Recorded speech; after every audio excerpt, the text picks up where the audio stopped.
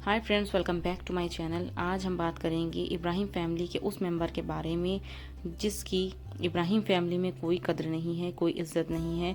वो आता है, उसकी कोई खातिरदारी नहीं होती, कोई उसको मुंह नहीं लगाता है। और साथ में इब्राहिम फैमिली के जो बहू हैं और बेटा हैं वो तो बिल्कुल भी उन्हें भाव नहीं देते हैं। वो कहते हैं आते हो आओ, जाते हो जाओ, मुझे कोई लेना देना नहीं है। जी हाँ, मैं बात कर रही हूँ सनी के बारे में, इब्राहिम फैमिली के इकलौते दामाद के बारे में।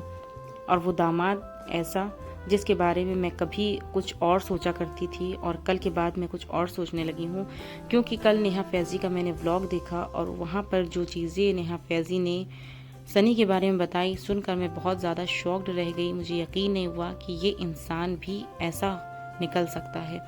जी हाँ दोस्तों, उसने बताया कि सनी ने सबा से सिर्फ उसके पैसे के लिए शादी करी है और उसके वाईटी को कंट्रोल में रखने के लिए और उसके अकाउंट को अपने कब्जे में लेने के लिए शादी करी है।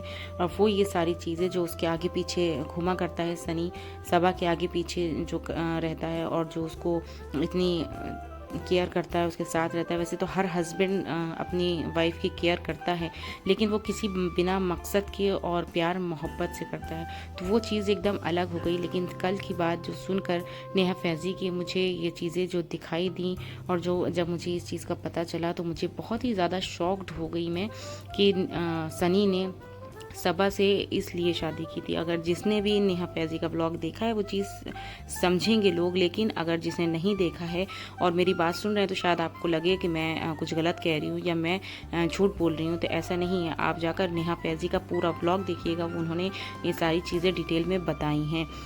उसके बाद आप मुझे कमेंट करिएगा, ठीक है। और मैं ये नहीं कह रही हूँ कि हाँ बिल्कुल सही है सब कुछ, लेकिन अगर ऐसा है तो सनी के बारे में अगर जो चीज़ें उसने बताई हैं वो सारी चीज़ें सच हैं, तो फिर मैं यही कहना चाहूँगी, सनी से यही कहना चाहूँगी कि अगर आपने ये सोचकर सबा से शादी करी है कि आप सब कुछ अपने कंट्रोल में कर लेंगे, ये तो आपकी बहुत बड़ी गलती, बहुत बड़ी भूल होगी, क्योंकि आपका पाला जो है वो इब्राहिम फैमिली से पड़ा है।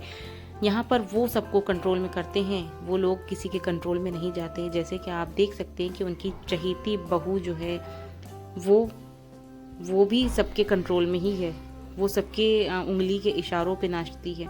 इब्राहिम फैमिली के इशारों पर नाचने वाली एक कठपुतली है वो, जिसने अपने घर परिवार सबको छोड़ दिया है इब्राहिम फैमिली के लिए। और आपका भी यही हशर होने वाला है।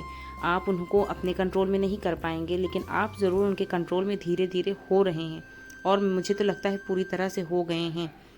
क्योंकि जिस तरह की चीज़ें चल रही हैं, जिस तरह से हालात जो है वो क्रिएट किए गए हैं, उसको देखते हुए तो यही लगता है कि एक दिन आपको मौदाहा छोड़कर सबा के साथ मुंबई शिफ्ट होना पड़ेगा। क्योंकि सबा का दिल तो लगता नहीं है मौदाहा में, वो तो उसको वहाँ पर होती है घबराहट, वो भाग भाग के अपने मायके आती है। तो धीरे धीरे करके वो आपको अपने कंट्रोल में पूरी तरह से जिस दिन कर लेगी, उस दिन वो आपको ले करके मौदाहा से मुंबई में शिफ्ट हो जाएगी, आपको अपने माँ बाप को छोड़कर। क्योंकि आप जो हैं वो अपने माँ बाप की इकलौती औलाद हैं, लेकिन फिर भी आप अपने माँ बाप को छोड़कर मुंबई में शिफ्ट होंगे, और शिफ्ट होना पड़ेगा आपको सबा के साथ, क्योंकि अगर आपको सबा के साथ रहना है तो फिर शिफ्ट तो होना ही पड़ेगा। और साथ ही एक चीज़ और मुझे इस फैमिली की समझ नहीं आई, क्योंकि जब बहू का टाइम था, यानी कि जब दीपिका मैडम का टाइम था प्रेगनेंसी का, तो उनकी प्रेगनेंसी में इतने सस्पेंस क्रिएट किए गए थे, कुछ दिन तक तो व्लॉग ही नहीं आए थे। उसके बाद जब 3 महीने कंप्लीट हो गए तब व्लॉग आया कि भाई ये दोनों जो हैगा वो मम्मी पापा बनने वाले हैं, दीपिका प्रेग्नेंट हैं।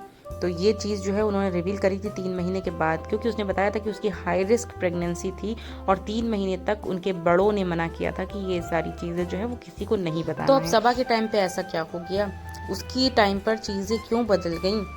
जब हाई रिस्क प्रेगनेंसी में दीपिका के टाइम पर 3 महीने तक छुपाई रखी जा सकती थी ये बात, तो फिर सबा के टाइम पर क्यों 2 महीने में ये बात को रिवील कर दिया गया? 1 महीने का और भी सब्र किया जा सकता था। अगर बड़े बूढ़ों ने मना किया है कि 3 महीने तक इन सब चीज़ों को किसी को नहीं बताना चाहिए, तो सबा के टाइम पर ये सारी चीज़ें चेंज क्यों हो गई? क्या व्लॉगिंग करना इतना ज़्यादा ज़रूरी है कि 3 महीने भी सब्र नहीं हुआ सबा से? 2 महीने तो ऑलरेडी हो गए थे, 1 महीने की बात थी, 1 महीना और सब्र कर लेना चाहिए था। ऐसा तो नहीं था कि खुदा न खास्ता कोई चीज़ की आपको कमी हो। महीने का लाखों कमाती हैं, अगर 1 महीना आप नहीं कमाती तो कोई भी आपके ऊपर फ़र्क नहीं पड़ने वाला था। कोई ऐसा ख़ास फ़र्क नहीं आपके ऊपर पड़ता। अगर आप 1 महीना ब्लॉगिंग नहीं करेंगी या आपको जो परेशानी, जो दिक्कतें चल रही थी उसको देखते हुए अगर आप ब्लॉगिंग ना करें तो आपको कोई भी परेशानी हो या आपको फाइनेंशियली किसी प्रॉब्लम से गुजरना पड़े, ऐसा तो नहीं होगा आपके साथ। लेकिन आपके भाईजान को भी तो कंटेंट चाहिए था, क्योंकि उनके पास भी तो कंटेंट की कमी है और उनको तो वैसे भी बर्थडे पार्टी हो या इसी तरह के कंटेंट चाहिए होते हैं, मिर्च मसाला लगा के बातें करना जो लोगों के साथ। तो फिर अच्छे अच्छे व्यूज़ मिलते हैं उसमें, और अच्छे जब व्यूज़ मिलते हैं तो फिर अच्छी कमाई भी हो जाती है साथ में। वैसे ये सब तो हैं ही ऐसे, ये भाई बहन अम्मी भाभी ये सब तो हैं ही ऐसे पैसे के पीछे भागने वाले लोग। लेकिन भाई सनी के बारे में मुझे जो बातें पता चली, मुझे इनसे ये उम्मीद बिल्कुल नहीं थी। तो आज की वीडियो को यहीं पे एंड करते हैं। वीडियो पसंद आया हो तो प्लीज़ चैनल को सब्सक्राइब कर दीजिएगा, वीडियो को लाइक और शेयर करना मत भूलिएगा। और अगर आपने नेहा फैज़ी का व्लॉग नहीं देखा है तो प्लीज़ जाकर उसे देख लीजिएगा। जो चीज़ें आपको नहीं पता है वो भी आपको पता चल जाएंगी इब्राहिम फैमिली के बारे में।